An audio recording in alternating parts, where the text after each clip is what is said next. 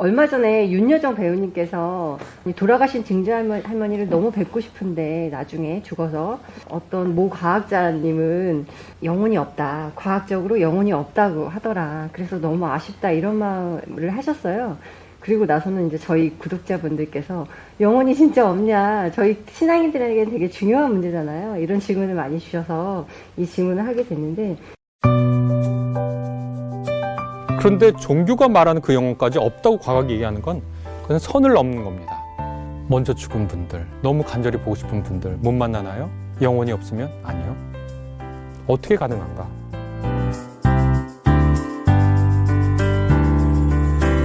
네, 그 아주 죽은 이후에 오늘 여기에 삶을 살고 난 이후에 재회에 대한 기대가 많은데 영혼이 있어야 재회하는 것으로 그렇게 이제 생각하고 그렇게 전제하는 거잖아요.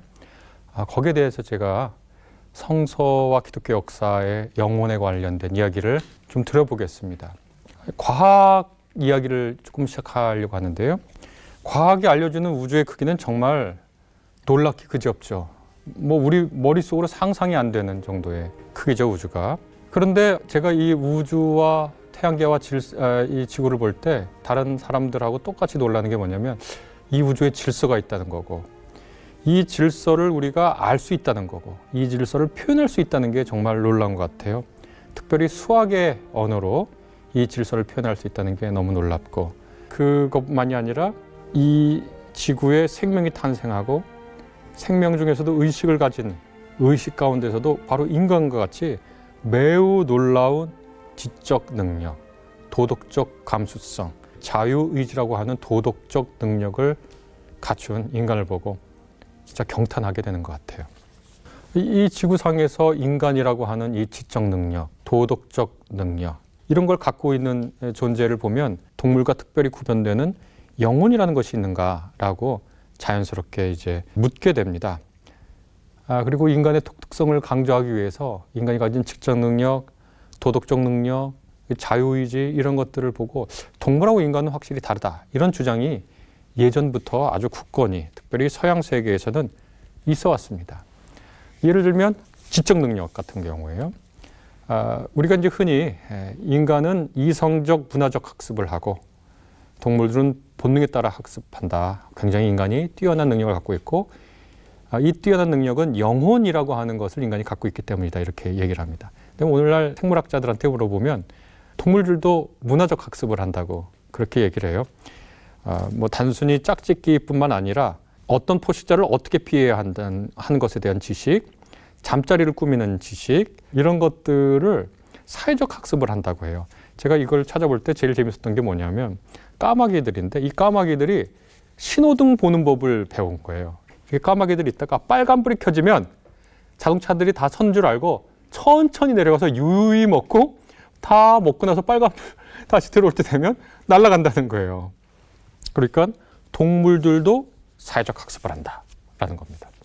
침팬지에게 언어를 가르치고 말은 못하지만 손짓과 뭐 카드로 의사소통을 상당 수준으로 하고 있는, 다시 말해서 문화적 학습을 하고 있는 이 동물들의 능력을 볼 때 일부 생물학자들은 동물하고 인간하고 이 지적 학습 능력의 차이는 지적 능력은 양적 차이지 질적 차이는 아니다라고 주장하는 생물학자들이 꽤 많아졌습니다. 이 도덕도 마찬가지인데요.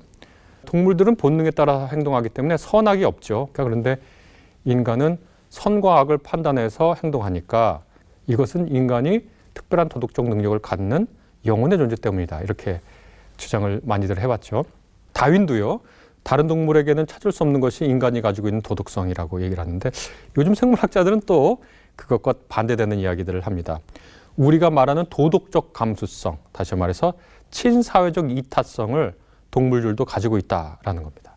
예를 들어 붉은 털 원숭이 먹이를 주면서 동료 원숭이에게 동시에 전기 충격을 가하도록 장치를 하면요. 붉은 털 원숭이는 정말 배가 고파도 먹이를 달라고 하지 않는다는 거예요.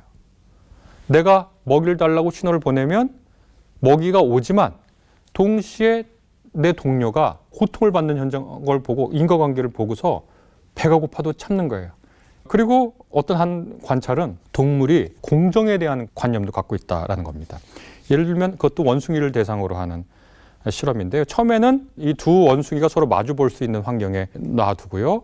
간단한 실험에 성공하면 오이를 상으로 줬답니다. 처음에는 두 마리 다 잘 따라해요. 그러다가 한 마리에게는 상으로 포도를 주고 다른 한 마리에게는 계속 오이를 준 거예요.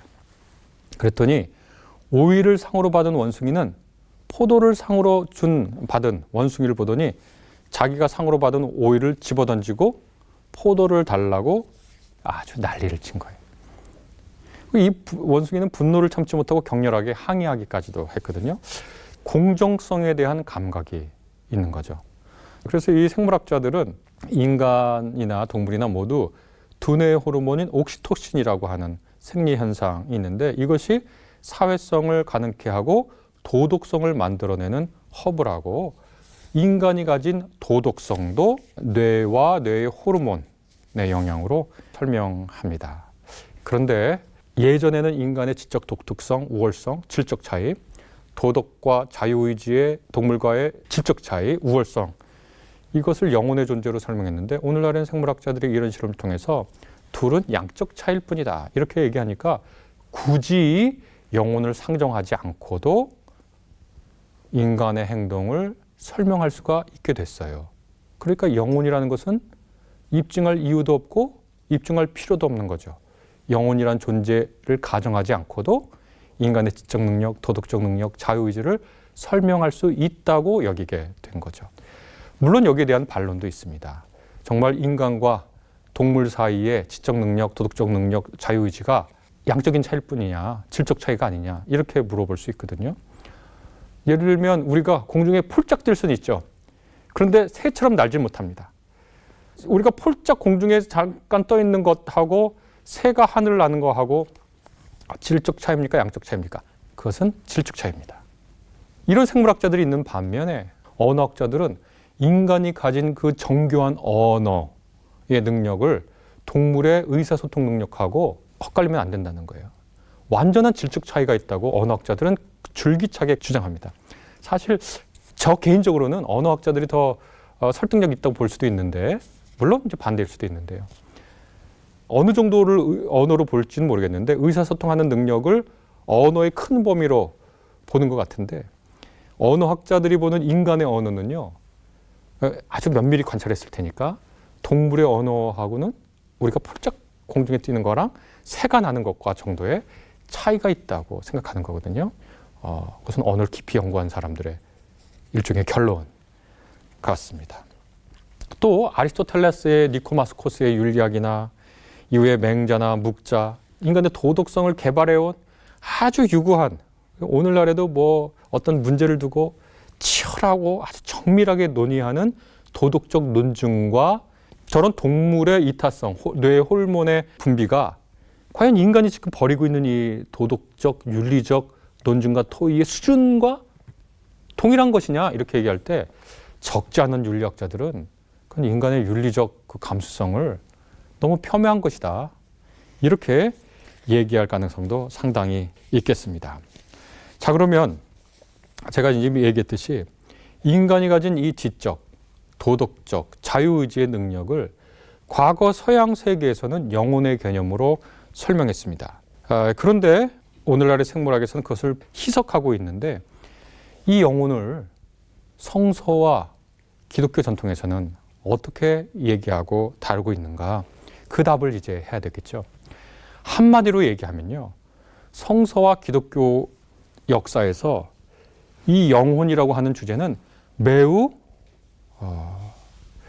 복잡하고 또 풍부한 논의가 있으면서 동시에 서로 상충하는 이야기도 있습니다. 왜냐하면 성경이 기록된 것만 해도 1000년 이상의 기간 걸치고 기록된 책들을 모은 거거든요. 우리나라로 따지면 우리나라 1000년 전이면 고려 시대입니다. 고려 시대에 쓴 책부터 오늘날까지 쓴 책을 모아두고 하나의 전서로 만든 게 성경이거든요. 그 다음에 기독교가 탄생한 지 2000년이 넘었잖아요. 2000년 동안 인간에 관련돼서 무수한 얘기들을 하게 되거든요. 이때 무수한 얘기를 할 때 빈 공간에서 탄생한 것이 아니라 주로 기독교의 신학이 서양 세계에서 탄생했기 때문에 서양의 철학과 사상과 만나면서 전개되었기 때문에 2000년 동안 있었던 일이 얼마나 다양하겠습니까? 그러니까 제가 맨 처음에 이 얘기를 본격적으로 하기 전에 첫 번째 드릴 말씀은 단일하지 않다는 거예요. 성경과 기독교에서 인간의 영혼이라고 하는 것에 대해서 말하는 것이 아주 쉽게, 아주 간단 명료하게 1차적으로 딱 정리되지 않는다는 거예요. 그걸 이제 염두에 두셔야 돼요. 그래서 이것이 옳다, 저것이 옳다라고 확실하게 주장하기보다는 다른 요소가 있다고 인정하는 것부터 우리가 그 태도를 지녀야 됩니다. 일단 그럼에도 불구하고 크게 두 가지로 도식적으로 나눌 수 있습니다. 첫째는 영육 이원론이라고 하는 이론입니다. 이것이 가장 널리 알려졌고 우리가 통상적으로 이해하고 있는 바입니다. 그런데 성경에서는요, 영육 이원론의 이 사상이 없진 않지만 주도하고 있진 않아요. 이 영육 이원론의 기본적인 건 뭐냐면 인간은 다른 실체인 육과 영이 있다는 거고 이 영혼은 불멸한다라고 하는 것이 영육 이원론의 기본적인 생각입니다. 육은 썩어지는 게 우리 눈에 다 보이잖아요. 육은 불멸하지 않아요. 그러나 이 영혼은 불멸하기 때문에 바로 이것이 심판의 대상이 되기도 하고 구원의 대상이 되기도 하고 죄의 주체가 되기도 한다. 이런 생각이잖아요. 이것은 사실은 기독교만의 사상도 아니고 기독교에서 비롯된 사상도 아닙니다. 인도의 힌두교, 브라만교, 통속적인 불교 이해를 하는 분들에게도 이것이 굉장히 익숙한데 이 생각은 아까도 말씀드렸듯이 인간은 영과 육으로 구성됐고 둘은 다른데 육은 물질이고 영혼은 비물질 혹은 준물질이라는 겁니다. 비물질, 준물질이라는 건 무슨 뜻이냐? 시공간을 점유하지 않는다는 거예요. 시공간과 관계가 없다는 거예요. 시공간에 있어도 물질이 존재하는 방식하고 다르다는 거예요. 제가 제 딸을 보고 사랑하는 마음이 생겼어요. 사랑하는 마음이 여기 있어요. 그런데 내 몸이 존재하는 것과 다른 방식으로 존재하죠. 비물질 혹은 준물질이기 때문에 제 사랑은 이렇게 물질과 상관없이도 존재할 수 있다고 생각하는 게 영육 이원론의 핵심적인 생각입니다. 영혼이 불멸하니까 이 영혼에 대한 구원과 심판도 불멸한 것이 되겠죠. 그래서 영원한 심판과 구원이 되겠죠. 말씀드렸지만 이 영육 이원론은 기독교에서 시작된 것도 아니고 서양 세계에서만 국한해서 보자면 그 기원은 고대 헬라 종교들입니다. 오르페우스 종교나 거기에 영향을 받은 플라톤주의 철학입니다. 그것은 너무나 명확합니다. 인도 쪽의 윤회 사상이 근거가 되기도 하고요. 기독교 초기, 발생 초기 영지주의자들의 주장이기도 합니다. 물질인 몸을 아주 가볍게 보고 몸의 욕망과 욕구가 억제될 때 곧 금욕이 이루어질 때 영혼이 재기능을 한다고 하는 생각 역시 영육이원론에 기초한 생각입니다. 이원론을 심각하게 생각하고 육을 이 세상에 속한 악한 것이나 속된 것이나 부차적으로 보는 사람들은 이 육을 금욕 잘 다뤄야 영혼이 깨끗해진다고 생각했습니다. 이런 사상에 침연된 혹은 그러한 배경에서 성서의 일부 본문 이런 걸 보면 그 흔적을 찾을 수 있습니다. 제가 흔적이라고 얘기를 했습니다. 성서의 주요한 생각은 사실 영육이원론이 아니거든요. 그래서 간혹 성경에 육은 없어졌지만 영혼만 나타나는 환생 혹은 영혼 모티프들이 성경에 나옵니다. 중세 기독교도 이 이론을 받아들였는데요. 가령 자금 마리땡이라고 하는 분이 쓴 글을 보면 영혼은 물질을 소유하지 않기 때문에 부패하지 않는다. 우리 몸은 다 부패하죠. 영혼은 실체적인 부분을 가지고 있기 때문에 분해될 수 없다. 인간의 영혼은 죽을 수 없다. 한 번 존재하면 소멸될 수 없다.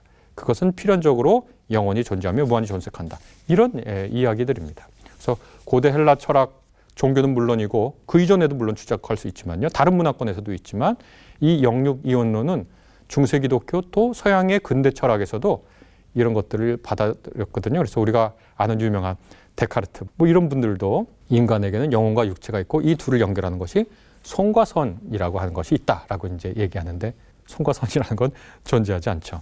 루터와 깔벤 같은 개신교 신학자들도 이 영육이원론을 부분적으로 받아들인 것 같습니다.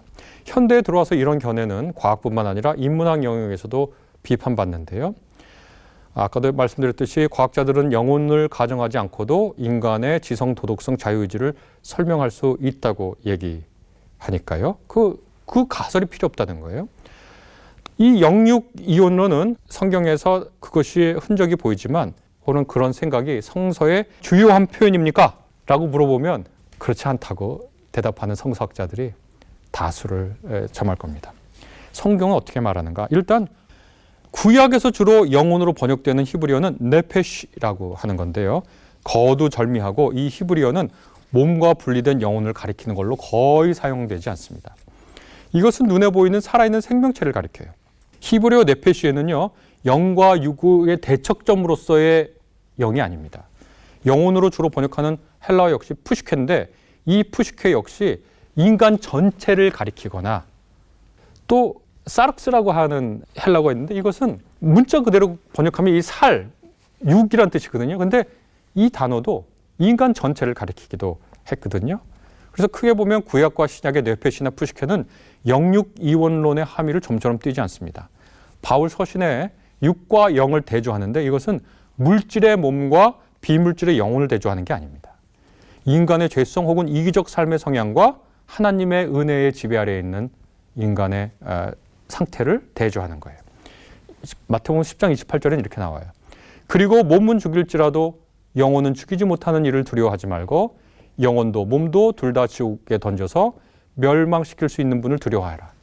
이거 몸과 영혼을 구분한 거 아닌가? 라고 얘기를 해요. 그때 그 영혼이라고 쓰인 단어가 푸시케거든요.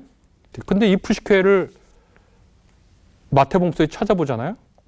그러면 이 푸시케는 영혼이란 말로만 쓰인 게 아니에요. 목숨을 위하여 무엇을 먹을까, 무엇을 입을까 할 때 그 6장 25절 있잖아요. 그러면 이걸 영혼으로 번역하면 너희는 영혼을 위하여 무엇을 먹을까 걱정하지 마라. 말이 안 되잖아요. 자기 목숨을 얻는 사람은 목숨을 잃을 것이요. 할 때 이 목숨, 푸시케입니다. 세상을 다 얻고도 자기 푸시케를 잃으면 이렇게 되어 있거든요. 푸시케가 뭡니까? 역시 목숨이로 여기서 번역됐습니다. 이 마태복음 20장 28절이 이제 문제가 되는데요.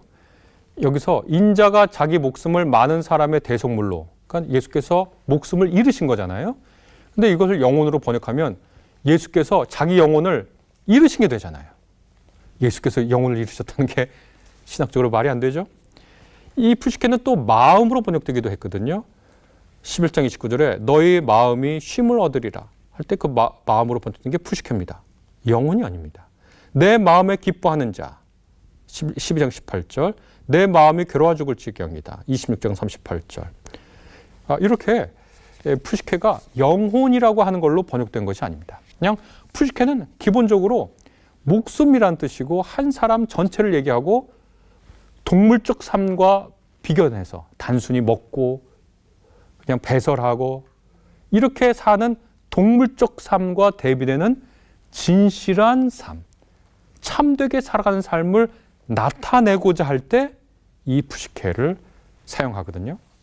이렇게 영육이원론과 맞서 있는 혹은 그것을 보완하고 성경의 주류라고 우리가 흔히 얘기할 수 있는 생각은 영육이론론이라고 흔히 얘기할 수 있겠죠. 이것을 영육이론론, 정신육체적 인간의 통전적 인간론 이렇게도 부를 수가 있겠는데 이것은 인간이 몸과 영혼으로 구성되었다고 이해하지 않고 인간의 육과 이런 우리가 얘기했던 정신적인 기능이라고 얘기했던 것들 이런 것들이 하나의 통전적으로 인간에게 구현되어 있다고 생각하는 겁니다. 그래서 몸은 완전히 물질이고 이게 완전히 물질이죠. 이 물질로 구성된 인간의 몸에는 이른바 영적인 특성이 깃들어 있다고 여기는 겁니다. 인간의 몸인 물질이 특별한 인간의 지능과 도덕적 능력을 발현하고 있다고 이해하는 거예요. 한 구약학자는 육체는 영혼의 외면적 모습이다 라고 얘기했거든요. 그러니까 이 구약학자는 히브리인들의 인간론을 면밀히 연구한 후에 히브리인들은 육체와 영혼의 주도적 이 둘의 구분을 잘 하지 않는다고 얘기했고 인간의 육체라고 하는 것은 영혼의 외면적인 모습일 뿐이다. 인간의 몸의 일부인 뇌가 이런 정신적 기능을 수행하고 생각하고 판단하고 신앙할 수 있는 능력, 곧 하나님께 감사하고 찬양하고 감사하는 능력 동안 인간의 몸이 구현한 능력 가운데 있다라는 겁니다. 이것은 영혼이 원래 존재하다가 인간의 몸을 만들 때 이렇게 쑥 들어온다고 하는 이런 생각을 반대하고요. 인간 몸이 죽고 난 후에 우리의 영혼이 어디 있는지에 관한 질문도 무의미해집니다.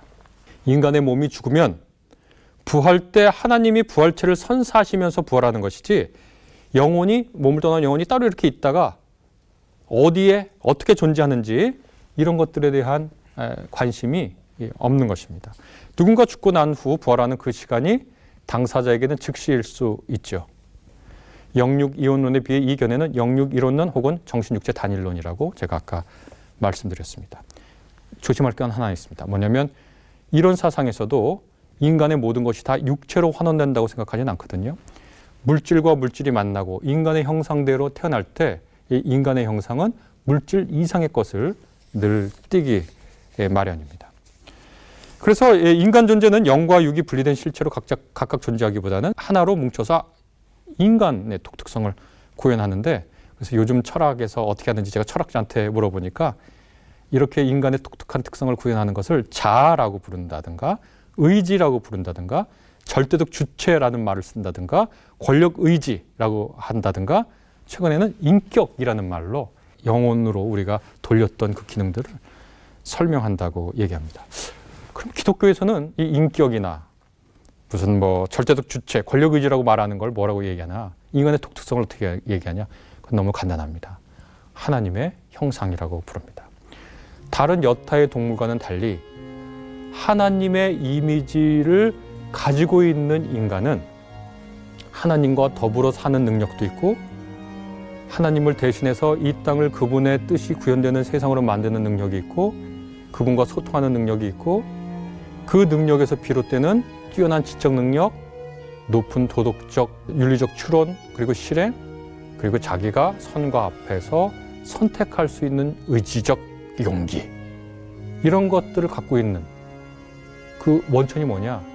하나님께서 인간을 그분의 형상을 닮은 존재로 만드셨기 때문에 우리가 인간의 독특성이 거기 있다고 성경은 그렇게 얘기합니다. 뭐 철학에서는 인격이라는 말을 사용하겠지만 기독교에서는 그렇게 얘기합니다. 이 육체와 달리 존재는 영혼을 힘주어 성경이 말하지 않는다는 것과 육의 죽음 이후에 다른 세계가 없다는 말은 다르죠. 그러니까 지금 우리 질문이 제외하고 싶은데 제외 못하는 것 아닌가라는 거죠. 꼭 영혼이 있다고 제외가 가능하고 영혼이 없으면 제외가 불가능하고 그런 건 아닙니다. 부활 사상은 육의 죽음 이후에도 하나님의 뜻이 인간 그리고 개인마다 유지되고 관철된다는 믿음입니다. 이것은 플라톤식의 영혼 불멸과 대비되는 부활 사상인데 이 부활 사상은 하나님의 창조 능력을 믿는 이들에게 적절하게 들립니다. 제가 좀 중요한 말을 지금 하나 하겠습니다. 인간은요, 영혼이라는 불멸의 요소를 지니고 있기 때문에 불멸하는 것이 아니라 하나님이 그의 삶을 창조하시고 유지하시기 때문에 하나님이 인간을 죽음 이후에도 생명을 연장시켜 주신 겁니다. 다른 생명으로 살게 하신 겁니다. 그러니까 영육이혼론의 생각은 인간 안에 불멸하는 무엇이 있다고 생각하는 것인데 이 부활 사상은 우리가 영생을 한다면, 우리가 죽음 이후에도 삶이 가능하다면 그것은 인간에게 내재해 있는 능력이나 요소 때문이 아니라 하나님의 부활하게 하시는 그 능력 때문에 우리가 다른 차원의 삶을 계속하고 우리가 간절히 바라던 우리가 사랑하는 사람들과의 재회도 가능하게 하신다라는 것이 성경에 있는 부활 사상이고 인간에 대한 이해다라고 말씀드릴 수가 있겠습니다. 이 질문이 어려워요. 이 질문에 대답하는 것이 어렵고요. 왜냐하면 성경과 기독교 내에 다양한 이야기들이 있고 더 어려운 것은 뭐냐면 영육이혼론에 대한 통속적 이해가 마치 기독교의 이해인 것처럼 아주 뿌리 박혀 있기 때문이거든요. 그래서 이 짧은 시간에 성경에 있는 얘기를 다 할 수는 없지만 아주 핵심적인 것만 제가 말씀드렸습니다. 어떻게 가능한가? 제외가 어떻게 가능한가? 이 문제는 오늘날 우리만의 문제가 아니라 바울이 선교할 때 데살로니가 교회에서 일어난 일입니다. 죽음 이후에 우리의 삶은 어떻게 될 것이고 우리가 사랑했던 사람들과 죄가 어떻게 될 것인가? 데살로니가 교회에 있는 사람들도 이 질문에 동참했습니다. 왜냐하면 그들이 예수님을 믿고 난 후에 예수께서 재림하시기 전에 돌아간 사람들이 있거든요. 생명을 다한 사람이 있습니다. 그때 바울이 데살로니가전서 4장 13절부터 이렇게 얘기합니다. 형제자매 여러분, 우리는 여러분이 잠든 사람의 문제를 모르고 지내는 것을 원하지 않습니다. 육체의 몸이 다한 상태를 잠든 사람이라고 얘기했습니다. 여러분은 소망을 가지지 못한 다른 사람들과 같이 슬퍼하지 않아야 할 것입니다. 이제 재회 못하나? 여기 삶이 종료가 되면 끝인가? 라고 하는 사람에게 희망을 놓치지 말아라. 희망을 갖고 있어라. 라고 얘기하면서 이렇게 얘기합니다. 우리는 예수께서 죽으셨다가 살아나신 것을 믿습니다. 이와 같이 하나님께서 예수 안에서 잠든 사람들도 예수와 함께 데리고 오실 것입니다. 하나님께서 예수 그리스도를 부활의 삶으로 이끄셨듯이 죽음을 맞이한 사람들도 그렇게 하실 것이다. 우리는 주님의 말씀으로 여러분에게 이것을 전합니다. 주님께서 오실 때까지 살아남아 있는 우리가 이미 잠든 사람들보다 결코 앞서지 못할 것입니다. 이거는 예수님이 재림하시기 전에 이미 죽은 사람들은 무슨 죄를 졌나? 이런 질문들이 나왔거든요. 거기에 대한 대답입니다. 주님께서 호령과 천사장의 소리와 하나님의 나팔 소리와 함께 친히 하늘로부터 내려오실 것이니 그리스도 안에서 죽은 사람들이 먼저 일어나고 부활이 있다는 거죠. 그 다음에 살아남아 있는 우리가 그들과 함께 구름 속으로 이끌려 올라가서 공중에서 주님을 영접할 것입니다.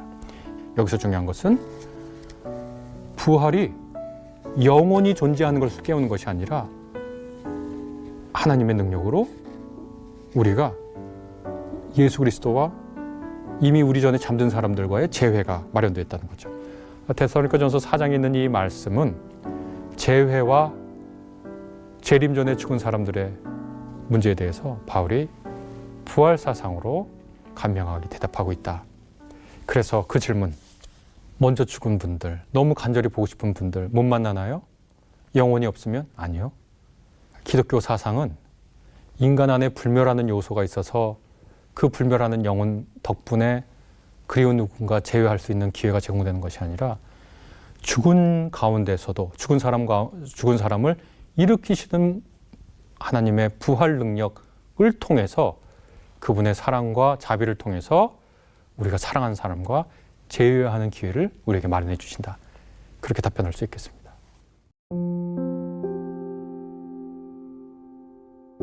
일단 두 가지로 말씀드릴 수 있어요. 하나는 과학의 증명 대상이 아니에요. 영육이론으로 주장한 사람들은 영혼을 과학적 증명의 대상으로 증명해달라고 요청한 적도 없고 증명할 수도 없는 것이라고 생각해요. 과학의 대상이 아니에요. 대상이 아닌 것에 대해서는 침묵해야지 있다 없다 얘기할 이유가 없어요. 영혼이라고 하는 정의를 인간이 가진 특별한 능력이라고 정의하고 과학이 영혼이 없다 그러면 오케이. 그런데 종교가 말하는 그 영혼까지 없다고 과학이 얘기하는 건 그건 선을 넘는 겁니다. 성경이나 종교에서 말하는 영혼은 그런 것이 아니라 원래부터 신이 창조하거나 어떤 물질과 다르게 존재하는 무엇이라고 주장한다면 과학의 대상이 아니라고 주장하면 이것에 대해서 과학이 왈가왈부할 이유도 없고 필요도 없어요. 우리가 신앙하는 내용이 있는데 그것이 어떤 건 과학의 검증을 받을 수 있고 과학의 지지를 받을 수 있고 어떤 거는 과학의 증명이 필요 없는 것일 수 있고 어떤 건 과학으로 입증이 불가능한 게 있어요. 삼일체 하나님이 계시다. 과학으로 증명할 수도 없고 증명할 필요도 없고 입증할 이유도 없습니다. 그러니까 과학으로 입증 불가능하고 입증을 필요로 하지 않아요. 우리가 하나님을 믿는 신앙은. 그런데 우리가 과학으로 입증받고 싶은 것들이 있는 사람들이 있어요. 있는 영역들이 있겠죠. 뭐 예를 들면 여리고성이 무너졌다. 그 얘기를 고고학적으로 입증받고 싶어하는 분들도 있어요. 과학 역시 신앙을 바라볼 때 어떤 부분은 관심을 가질 수 있고요. 왜 종교를 믿는 사람들은 아이를 많이 낳지? 통계적으로 나왔거든요. 그럼 과학이 궁금할 수 있죠. 왜 종교를 믿으면 출산율이 높지? 그러면 그걸 조사할 수는 있어요. 그런데 신앙이 무엇인가에 관해서 조사하는 건 불가능하죠.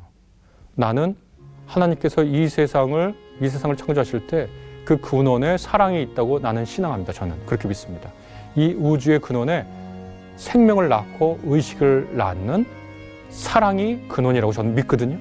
이걸 어떻게 과학으로 입증할 수도 없고 입증할 이유도 없습니다. 물론 과학은 얘기하겠죠. 수많은 공간이 버려진 공간처럼 보인다고, 우주에. 그렇게 얘기할 겁니다. 이 우주에 생명과 의식이 있다는 것은 특이한 거지 보편적인 것이 아니다. 그러니 인간은 예외적인 현상이고 이 우주에 가득한 건 죽음뿐이다 라고 얘기할 수 있습니다. 그런데 그것은 과학이 해석한 겁니다. 과학의 영역이 아니라 해석의 영역입니다. 우주는 그냥 그러해요. 그런데 한 과학자가 그걸 보고 아, 이 세상은 어둠과 죽음이 대세고 전부고 인간이란 건 특이한 거야. 이렇게 해석한 거예요. 그런데 저는 이 우주가 막막히 버려진 것 같은데 이 지구에 생명이 태어나고 인간이 태어나서 사랑을 깨닫고 사랑을 행하는 이걸 보고 사랑이 이 우주의 중심에 있고 이 수많은 공허와 또 어둠과 또 죽음이 있지만 생명을 꽃피우는 곳이 바로 우주의 근본적인 목적이구나라고 내가 고백해요. 이건 내 해석이에요. 이걸 무슨 과학으로 입증할 이유가 있겠어요. 그냥 과학은 과학의 그 현상서술을 보고 오히려 저는 감탄해요. 아, 이 얼마나 놀라운 인간의 탄생, 의식의 탄생이고 사랑의 결실인가. 그래서 나중에 신앙과 과학의 관계를 따로 말할 기회가 있을 겁니다.